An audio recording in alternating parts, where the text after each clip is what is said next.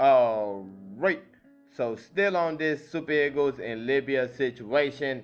A little backstory from last night. The team has been stuck in an airport in Libya. They were actually supposed to head into Benghazi, Libya, but they were forced to stop at another airport, the Abrak airport in Beta, a city called Beta. So from there, they had been in the airport and they were locked in the airport, stayed there overnight into the morning, a little bit into the afternoon.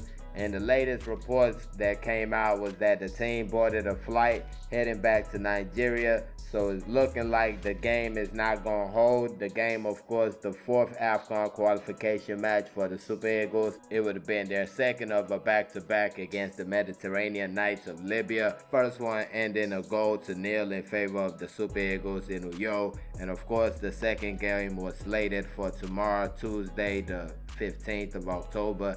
8 p.m. Nigerian time was going to be the start of the game. But that being said, in this video, there's a clip that I wanted us to check out. The man on the screen is the man we're checking out, Dr. Kelechi Anyikude.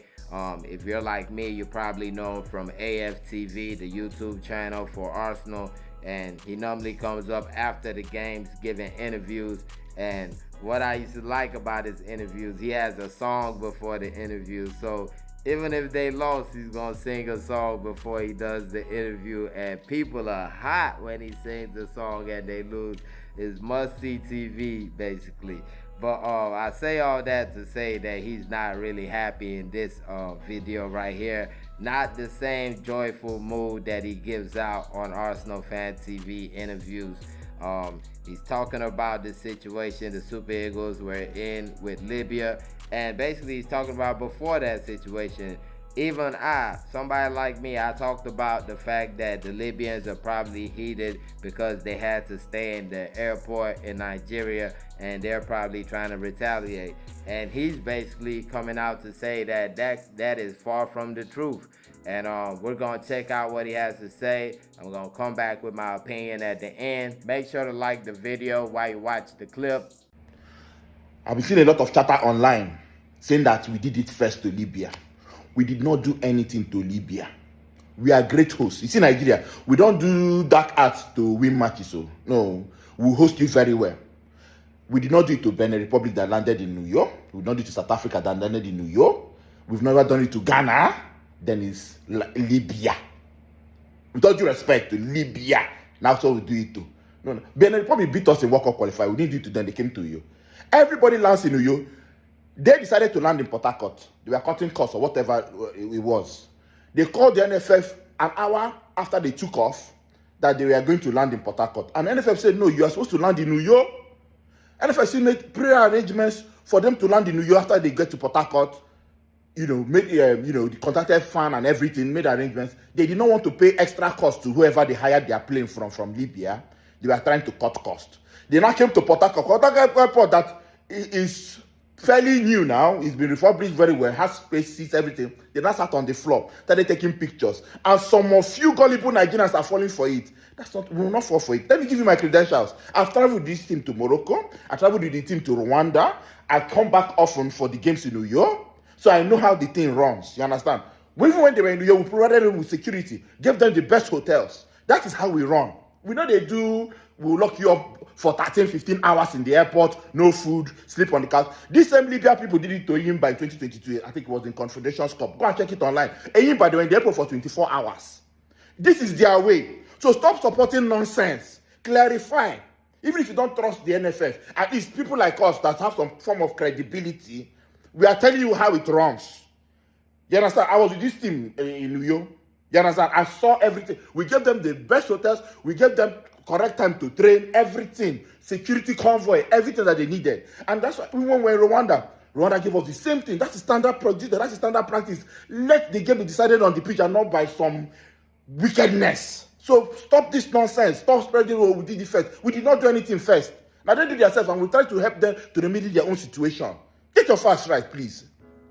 So yeah, He's definitely not happy with people saying that Nigeria did it first, we did it first, and that's why Libya kind of have a right to do what they're doing. And I kind of fall into that bracket right there because in the previous video I said something about the NFF doing a little better to make sure something like what happened to them in Nigeria never happens.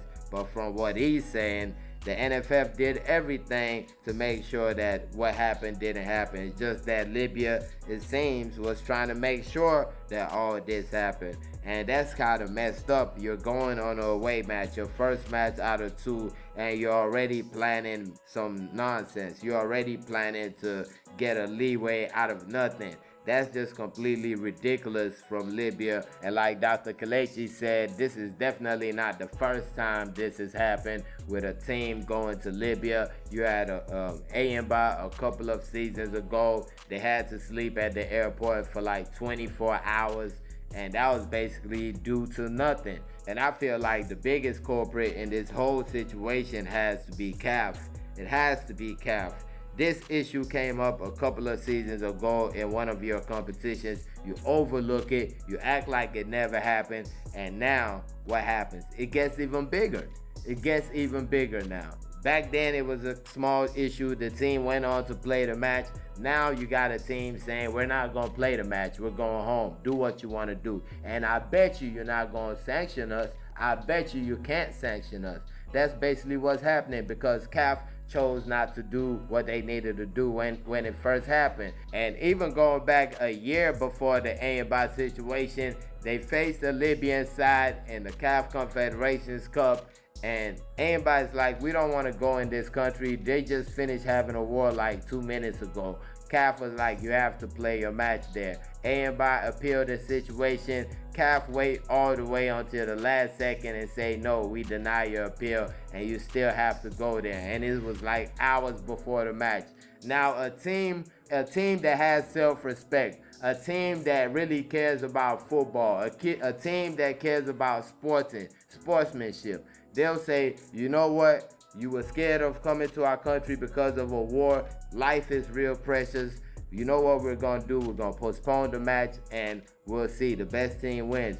Nah, not Libyans. They want to win at all costs. That's their issue. That's the issue with their football. And guess what? You're not no Egypt. You're not no Morocco. You'll never be Algeria. You'll never be those teams. You'll never. You might as well go to Asia and start playing over there if you want to do anything. Because you're not any of those. You're not that guy, pal. And they took the win in that situation. They took the win. They didn't play 90 minutes. They lost the first leg. They took the win 3-0 during the group stage. I guess somebody tell me, did they win that year? I guarantee you they didn't. I don't even know why people try to do all that. I must win. And you're not even good. Yes, you can cheat to get past a couple of stages, but at the end, you're going to embarrass yourself because somebody way bigger than you is going to just knock you out. That's exactly what happened to them. And that's what they're trying to do in this situation, it looks like. You come here, you set up everything. Can you imagine telling your players that you're setting up a draw in their next match? How useless a coach, how useless a federation can you be that you say, okay, look what we're going to do. We're going to set up the issue here, that we're going to lock them into the airport in our side because we're doing retaliation. And that way, we're going to find a way. Come on now. If it's that serious to you, just keep the points. Just keep the points. And you're still not going to go to any AFCON. You're not going to go acting like that.